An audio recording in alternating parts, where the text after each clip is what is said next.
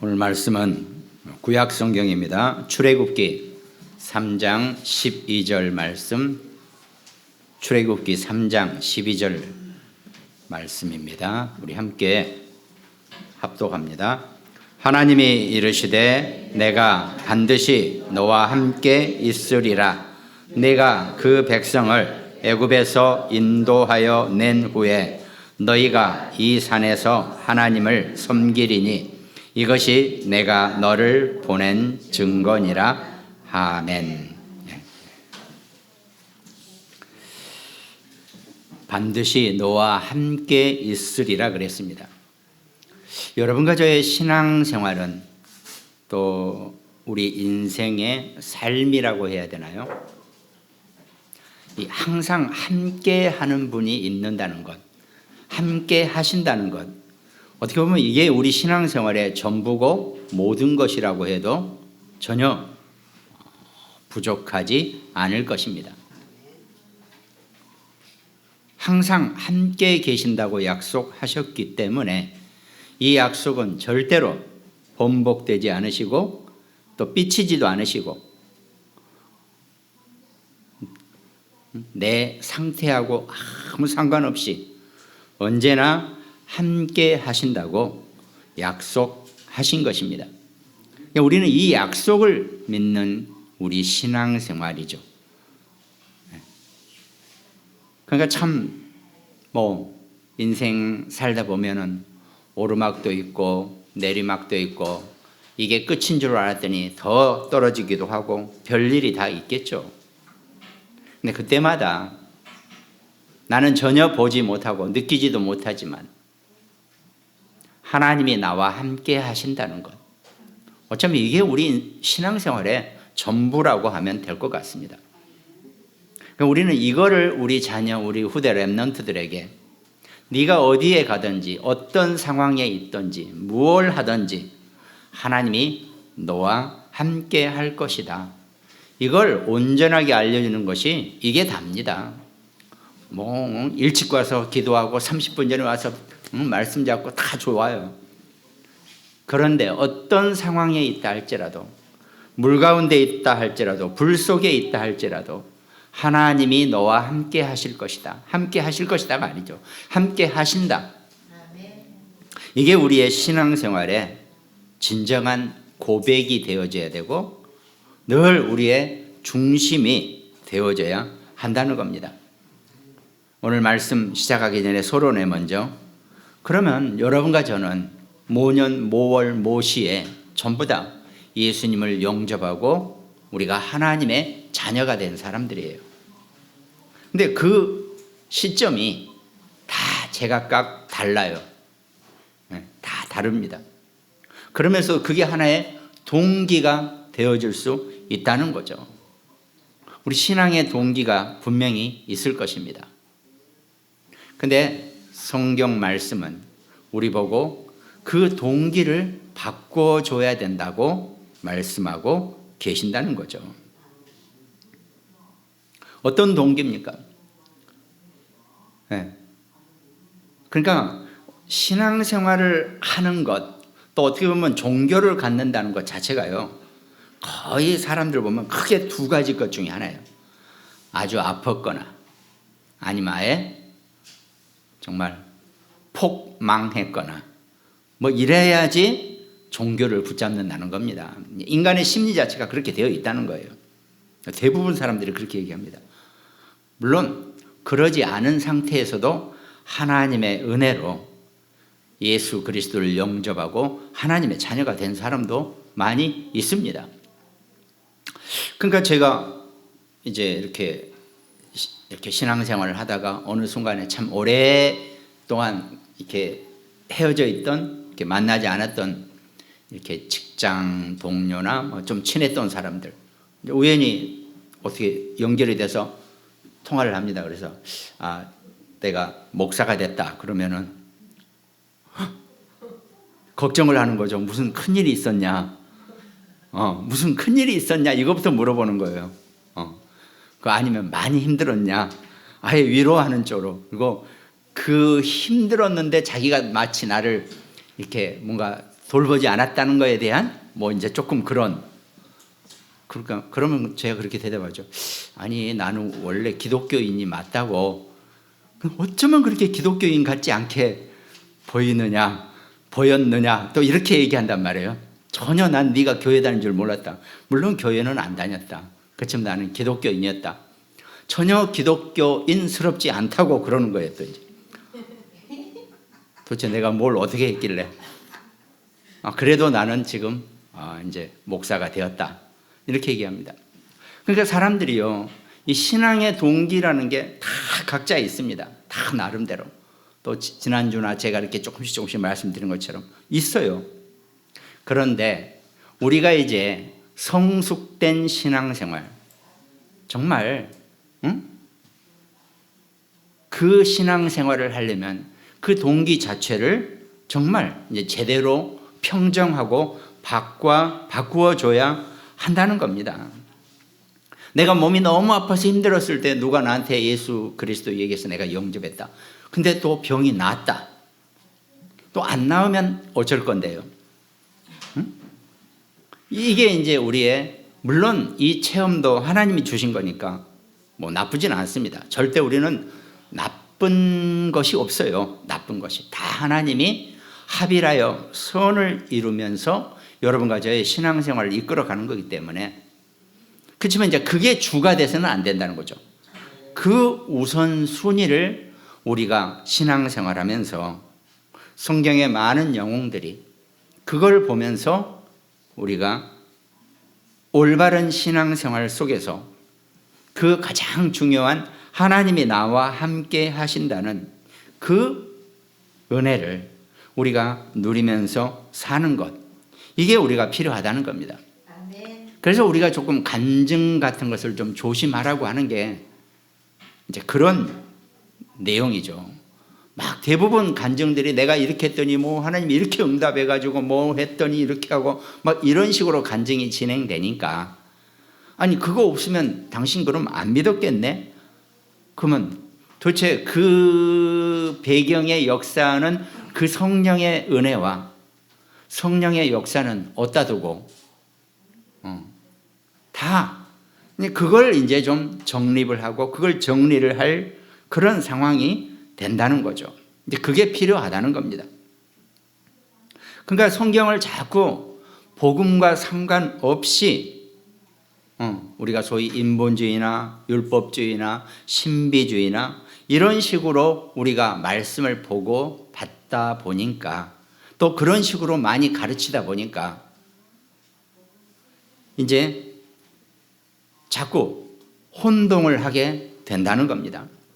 우리는 그나마 정확한 복음을 붙잡은 복음 안에 있는 교단이다 보니까 그래도 정말 아무리 우리가 나는 정말 신앙이 약해 보여라고 해도 웬만한 교단에 정말 죄송하지만 목회자보다도 더 확실한 복음의 분별력이 있는 사람들이 대부분 우리 사람들입니다.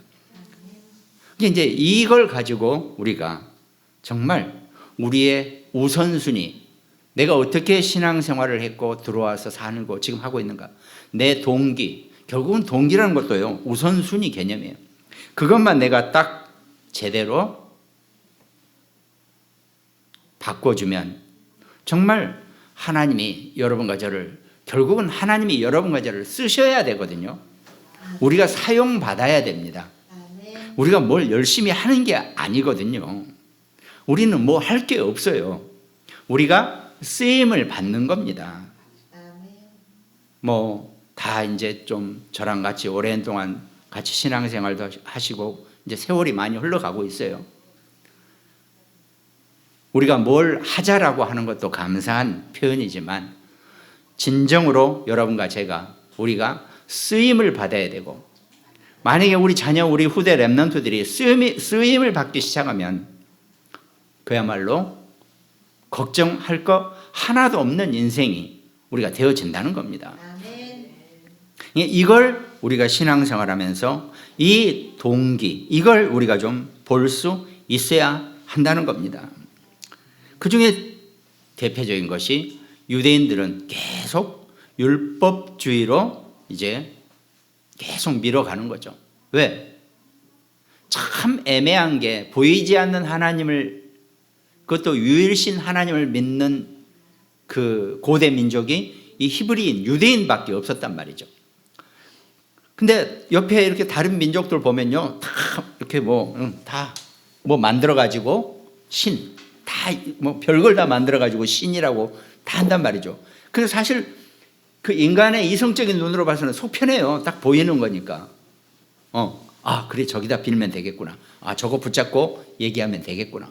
이게 아주 쉬워요. 근데 유대인들은요, 자기들도 상당히 나름 어려운 신앙생활을 하고 있는 거죠. 보이지 않는 하나님, 더군다나 유일신이래요. 아니, 배 아플 때 신하고 머리 아플 때 신이 다를 거 아니냐. 그럼 배 아플 때는 배 아픈 신에 대하지 직방이고, 그죠? 우리도 약 먹어도 머리 아픈 약 따로 먹고 배 아픈 약 따로 먹잖아요. 그 직방이 다르단 말이죠.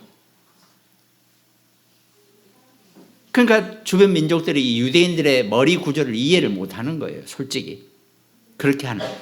근데 어쩌면 유대인들도 자기네들이 그런 부분에 있어서 혼동을 할 수가 있단 말이죠. 어차피 구약은 유대인들의 역사고 또 우리가 성경으로 말씀으로 붙잡는 그런 내용들이니까요. 근데 유대인들이 하나 놓친 게 있었죠. 그 율법주의의 우선순위를, 동기를 바꿔버린 겁니다. 놓쳐버린 거죠. 하나님의 구약의 약속은 메시아를 보내주겠다는 겁니다. 왜 메시아를 보내느냐? 모든 인간이 하나님에 의해서, 하나님의 창조에 의해서 생겨났는데 그만 인간이 하나님과 분리게 되어버리는 에덴 동산의 사건이 벌어졌다는 거죠. 그래서 모든 인간은 그 이후에 하나님과 영적으로 분리돼서 살게 되었다는 겁니다. 이게 영적으로 분리되어서 산 삶을 죄인이라고 표현한다는 겁니다. 나쁜 짓을 하고 못된 짓을 한 게 아니라, 그러니까 원래 죄가요, 죄의 뜻이 원어적으로 보면요, 관역을 빗맞히다입니다. 그러니까 화살을 쏘는데 정중앙에 딱 10점짜리를 맞춰야 되는데 그걸 못 맞춘다는 거예요. 그게 죄의 원뜻입니다. 그러니까 죄라는 게 뭐냐면 딴 게 아니에요.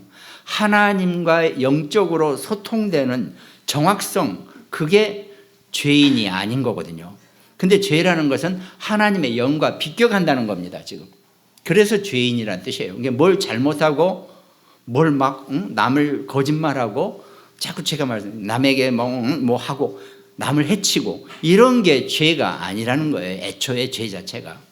모든 그런 인간적인 죄는 그 하나님과 빗나간 것 때문에 생겨난 부수적인 파생물이라는 겁니다. 그것 때문에 그렇게 된다는 거예요.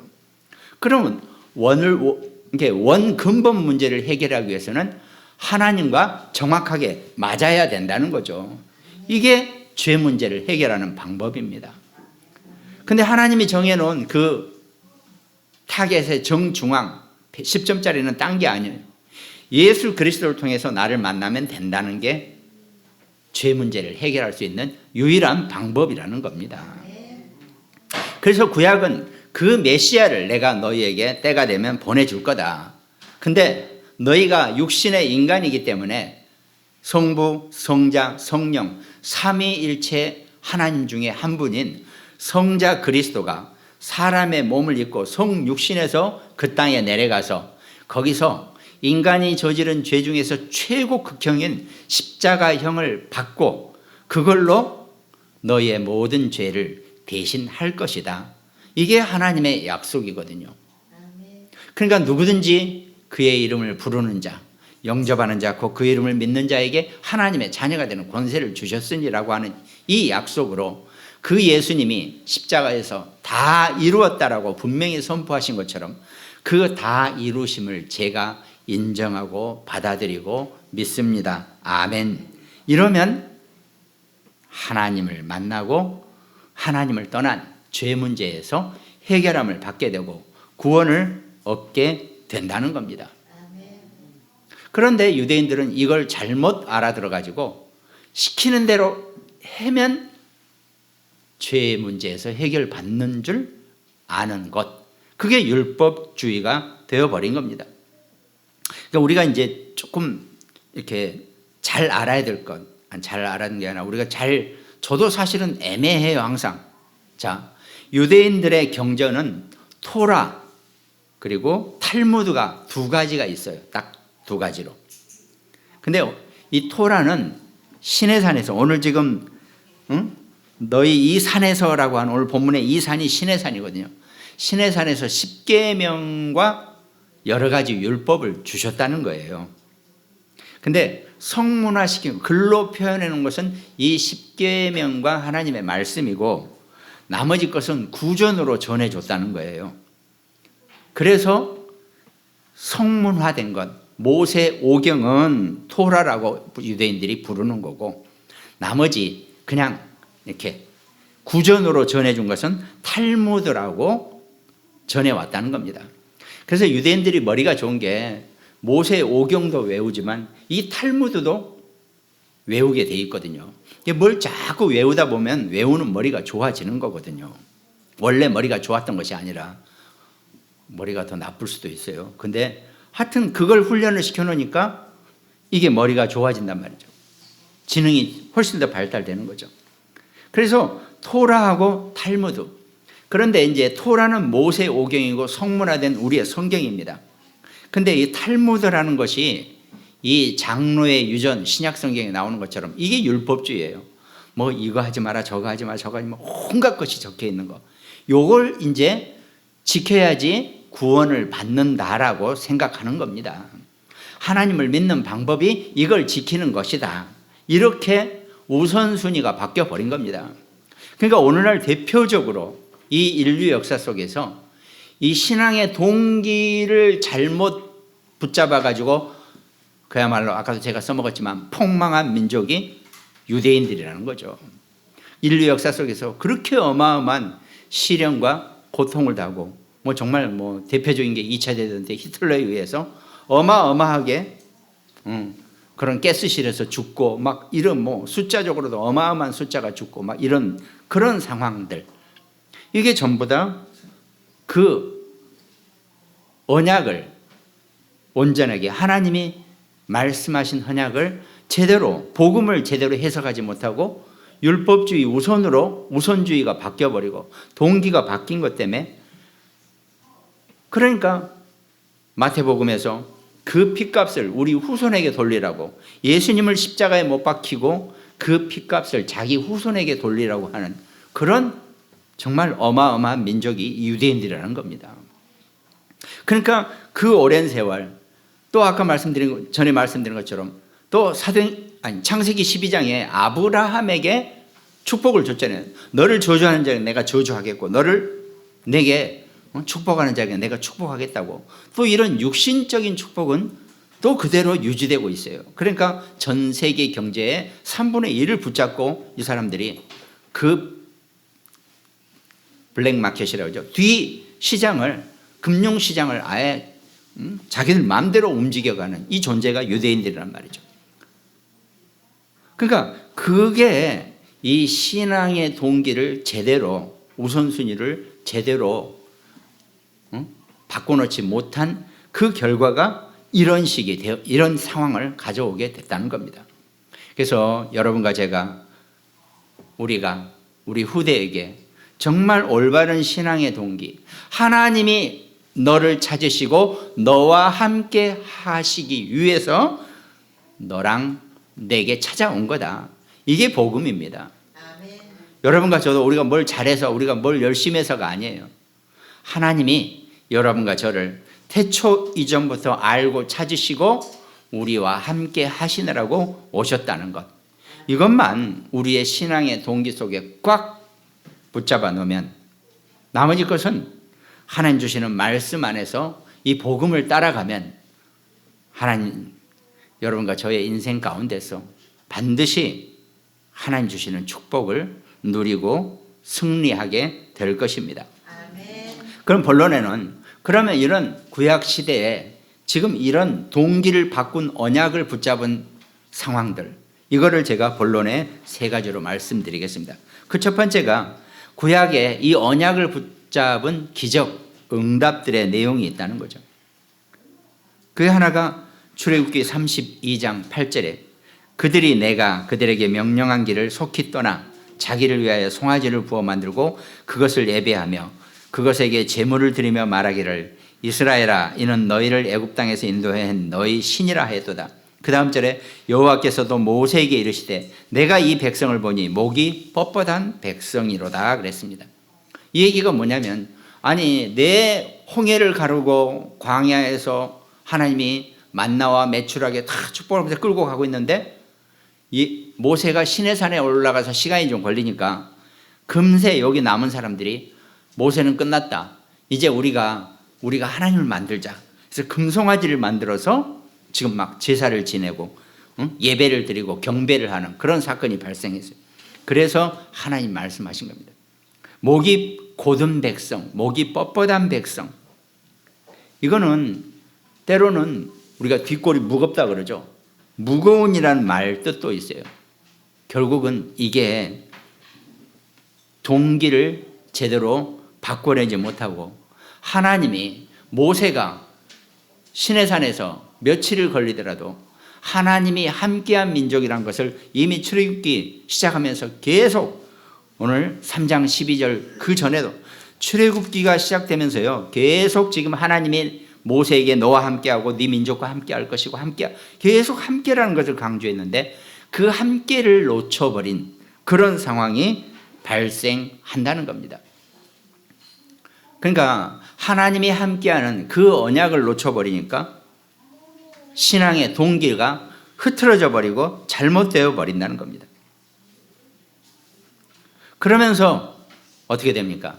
구약의 역사 속에서 조금 괜찮아지면 좋아졌다가 또 문제가 생기면 노예, 포로, 속국 이게 계속 된단 말이죠. 이게 딴 게 아닙니다. 이게 바로 동기, 신앙의 동기를 놓쳐버리니까 계속 그런 식으로 노예, 포로, 속국의 역사를 이스라엘 백성들이 갖게 된다는 겁니다. 근데 이게 그 사람들이 잘못한 것도 있지만 하나님이 깨달으라고 노예와 포로와 속국의 역사를 계속 만들어 준 겁니다. 그럼 오히려요 문제가 왔으면 하나님께 감사해 버리세요. 왜? 하나님 분명히 내게 뭔가 깨닫게 하시고 나를 이끌어 가시려고 내게 지금 어디론가 사인을 주시는 거라고 보시면은요 그것만 찾아내면 그 문제는 문제가 아니고 완벽한 하나님의 축복이라는 것을 알게 된다는 겁니다. 그게 구약의 내 역사 속에서 그 기적과 응답들이 성경에서 진행되었다는 겁니다. 그리고 두 번째로 이제 하나님이 이스라엘 백성들에게 출애굽하고 나서는요 특별 언약을 주셨어요. 구름기둥, 불기둥, 만나와 메추라기 이런 막 이 인간의 이성과 감성으로는 이해가 안 되는 그런 축복들을 계속 진행한 거죠. 그 중에 하나가 또 이스라엘 백성들이 혼동한 게 성막입니다. 성막은 오늘날 교회 건물과도 같죠. 물론 우리는 교회 건물, 큰 교회를 지어서 건축을 하고 감사하죠. 그렇지만 늘 그때마다 놓쳐버리는 것이 그 안에 그 교회 성막 안에 하나님이 예비하신 그리스도의 언약을 대부분이 다 놓치고 살게 된다는 겁니다. 성막을 지을 때 하나님이 모세에게 출애굽기 25장 17절에 순금으로 속죄소를 만들되 길이는 두 규빗 반, 너비는 한 규빗 반이 되게 하고 이렇게 했단 말이죠. 순금으로 속죄소를 만드는. 자, 속죄소는 구약의 속죄소는 간단해요. 언약궤가 있으면 언약궤가 뚜껑이 없나 봐요. 예, 언약을 넣어놓은. 그러니까 모세의 지팡이하고 쌍난 지팡이, 그 다음에 만나 항아리, 그 다음에 십계명을 넣어놓은 그 언약궤. 그 언약궤의 뚜껑이 속죄소입니다. 그 뚜껑을 양쪽으로 천사가 모형을 만들어서 이 날개를 탁 덮게 해서 서로 마주보게 한 그 뚜껑 모양을 장식을 그렇게 하라 그랬어요. 그 속죄소의 의미가 내가 여기서 너희를 만나고 너희에게 말하려고 한다라고 하는 그런 의미거든요. 그러니까 그 속죄소는 곧 그리스도를 의미합니다. 하나님이 친히 여러분과 저를 만나시기 위해서 그 언약궤 위에 속죄소를 하나님이 만드시란 거. 하나님이 친히 자기 백성들과 대화하고 말하고 함께 하기 위해서 이 속죄소를 만든단 말이죠.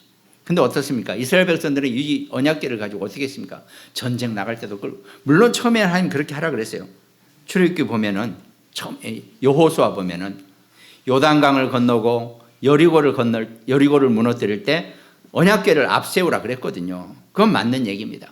근데 그거는 하나님의 언약을 의미하죠. 언약을 붙잡고 나아가면 요단강도 여리고도 어떤 문제도 무너질 수밖에 없고 건너갈 수밖에 없다는 것을 의미하는데, 그냥 이 언약궤가 눈에 보이는 언약궤의 중심으로 해버리니까 언약을 또 우선순위로 놓쳐버리게 되었다는 겁니다.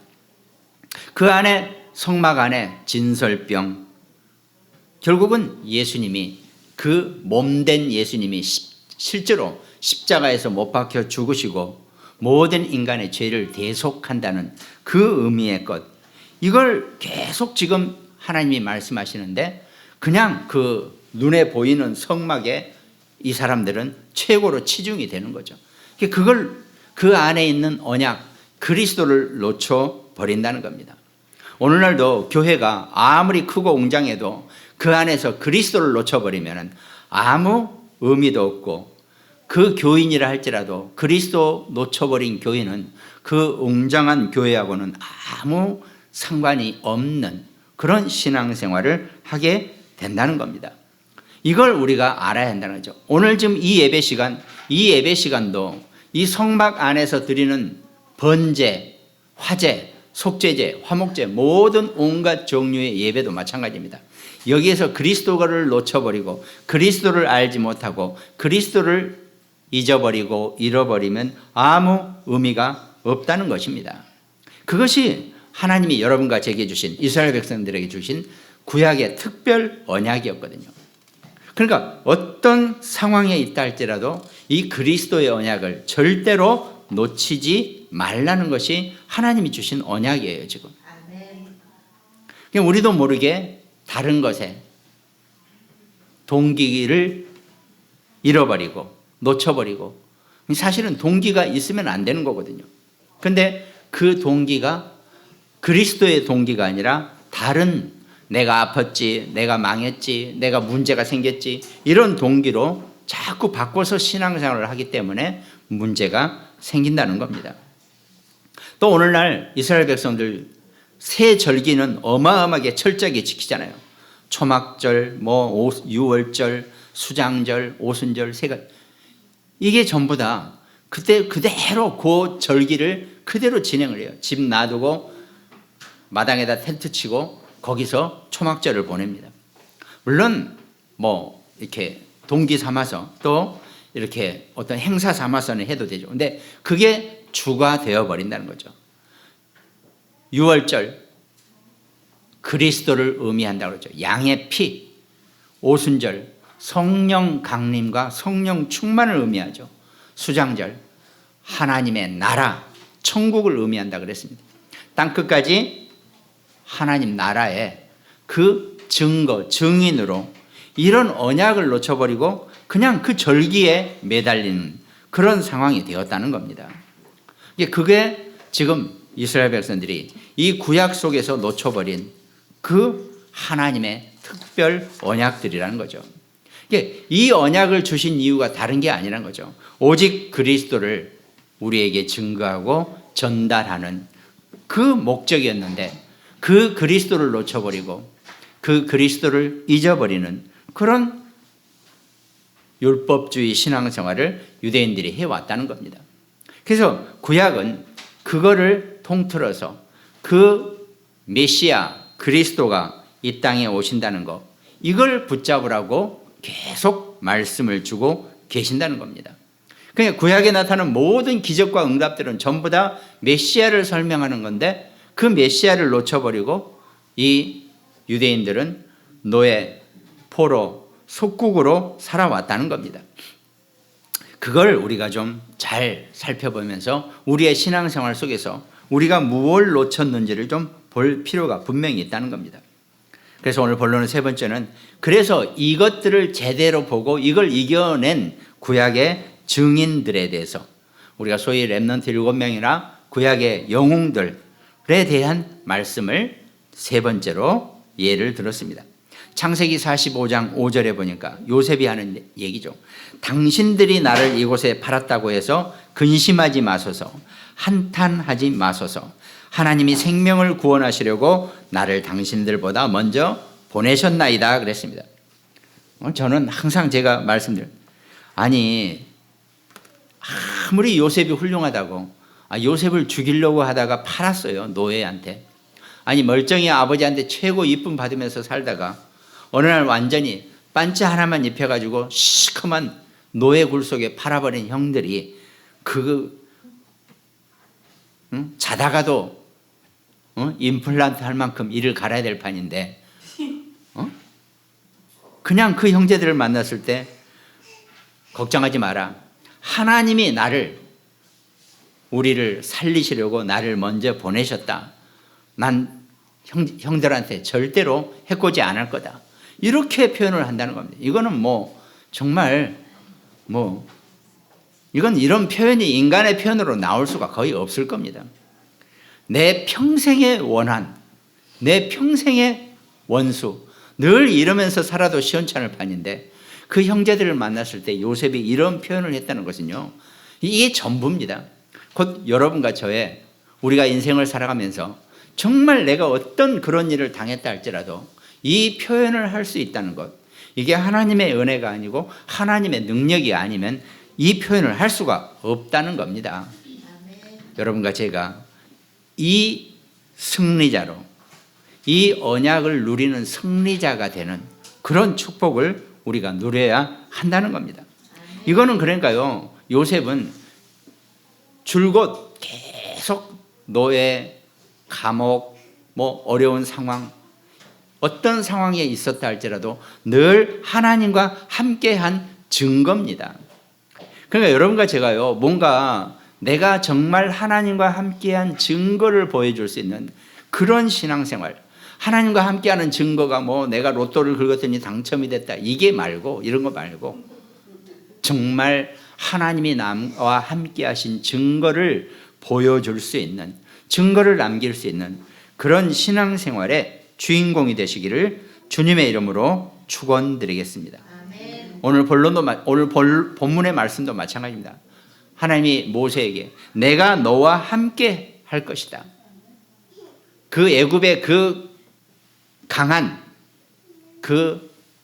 것들을 이겨내고 내가 너희들을 이쪽으로 빼낼 테니까 여기서 너희들은 나를 섬겨야 한다라고 얘기하는 거죠. 하나님이 여러분과 저를 구원하신 일은 하나님이 우리를 하여금 섬김을 받기 위해서입니다. 근데 하나님은 여러분과 저한테 섬김을 받는다 그래가지고 우리가 목숨 걸고 뭘 해내라는 게 아니에요. 하나님이 나와 함께 하신다는 것만 놓치지 않으면 하나님은 최고로 기뻐하시고 감격하시고 우리를 위해서 무엇이든지 원하는 대로 다 들어주실 것이라고 약속하고 계신다는 겁니다. 그러니까 그 이후에 성경의 인물들은 전부 다 사무엘상 16장 13절 사무엘이 기름불병을 가져다가 그의 형제 중에서 그에게 붓더니 이날 이후로 다윗이 여호와의 영에게 크게 감동되니라 그랬습니다. 하나님이 여러분과 저와 함께 하시면요, 우선 가장 좋은 점이 내 영이 살아나고 내 영이 하나님의 감동되지고 내가 영적으로 완전히 하나님의 능력을 체험하고 그 능력을 누리게 된다는 겁니다. 그러니까요, 하나님은 여러분과 제게 하나님의 영으로 충만하라고 우리에게 말씀하고 계신다는 겁니다. 그것이 여러분과 제가 우리 자녀들에게, 우리 후대에게 하나님이 너와 함께 하시는데 그 하나님이 너와 함께 하시면서 너에게 영적인 감동과 힘을, 능력을 주신다. 그거면 된다. 다른 거 가지고 사는 게 아니고 그 영적인 힘을 가지고 살 수 있도록 우리 후대에게, 우리 자녀들에게 늘 알려주시고 전달해 주시기 바랍니다. 그럼 결론에는, 그러면 우리가 이 성경 안에서 정말 우리의 모든 신앙의 동기, 우리의 우선순위를 바꿔버릴 수 있는 세 가지 언약이 있다 그랬죠. 그게 한마디로 함께, with, 임마누엘, 원네스입니다. 그 관련되는 성경 구절을 창세기 2장 7절, 여호와 하나님이 땅의 흙으로 사람을 지시고 생기를 그 코에 불어넣으시니 사람이 생명이 되니라 그랬습니다. 이건 하나님이 나와 함께 한다는, with 한다는 증거입니다. 하나님이 흙으로 사람을 빚으시고 그 코에 생기를 불어넣었다 그랬습니다. 그러니까 사람이 생명이 되었습니다. 하나님이 나와 함께 하신다는 증거가 내가 생명이 되었다는 거예요. 살아있는 영적인 존재, 그것이 with 언약입니다. 하나님이 나와 함께 하신다는 것. 그러면서 임마누엘, 이사야서 7장 14절, 그러므로 주께서 친히 징조를 너희에게 주실 것이라. 보라, 처녀가 잉타하여 아들을 낳을 것이요 그 이름을 임마누엘이라 하리라. 온 인류에 대한 하나님의 최고의 계획, 그리스도 임마누엘을 의미하고 있다는 겁니다. 그러면서 열왕기 하 18장 5절에 보니까 히스기야가 이스라엘 하나님 여호와를 의지하였는데 그의 전후 유다 여러 왕 중에 그러한 자가 없었으니, 그 뒷절에 곧 그가 여호와께 연합하여 그에게서 떠나지 아니하고 여호와께서 모세에게 명령하신 계명을 지켰더라 그랬습니다. 여러분과 제가 하나님의 말씀 안에 있는 것이 우리의 원네스가 된다는 겁니다. 그러니까요, 우리가 서로 좋은 말을 해서 하나가 되는 것도 감사한 일이죠. 그러나 우리는 특별히 하나님의 말씀을 중심으로 여러분과 제가 연합하고 우리가 하나가 되고 함께 한다는 겁니다. 그러니까요, 뭔가 더 긴 말이 필요가 없어요. 하나님이 여러분과 저를 with, 임마누엘, 원네스로 우리를 하나가 되게 해 주셨다는 겁니다. 그러니까 믿는 자끼리는요, 긴 설명이 필요가 없다는 거죠. 말하지 않아도 알 수 있는 그 하나님의 영적인 은혜와 힘을 가지고 정말 삶의 현장에서 이제 여러분과 저 우리 모두 우리 후대 랩런트들은요, 삶의 현장에서 승리하는 것 외에 다른 것은 없다 그랬습니다. 내가 다 이루었다라고 하는 그 예수님의 선포대로 땅 끝 어디에서든지 증인으로 승리자로 남게 되시기를 주님의 이름으로 축원드리겠습니다. 또 오늘 말씀 함께 나눈 우리 모든 가정들, 또 굿모닝 병원 현장, 당진, 서산, 태안, 대전, 또 광주, 인천, 강릉지교회, 또 일본과 미국서 말씀 함께 나누는 우리 장로님들, 또 어영공단 홍장로님, 또 우리 여주의 김정분 권사님, 또 우리 세종에 열심히 일하고 있는 우리 이송미, 경석 집사님, 또 오늘 예배 참석하지 못하시는 저기 이갑수 장로님, 함께 말씀으로 승리하는 귀한 시간 되시기를 바랍니다. 기도하겠습니다. 하나님 감사합니다. 내가 반드시 너와 함께 있으리니 라고 하는 이 언약을 붙잡고 우리 삶의 땅끝까지 하나님이 함께하는 축복과 응답을 누리는 최고의 하나님 자녀 백성 될 수 있도록 축복하여 주시옵소서.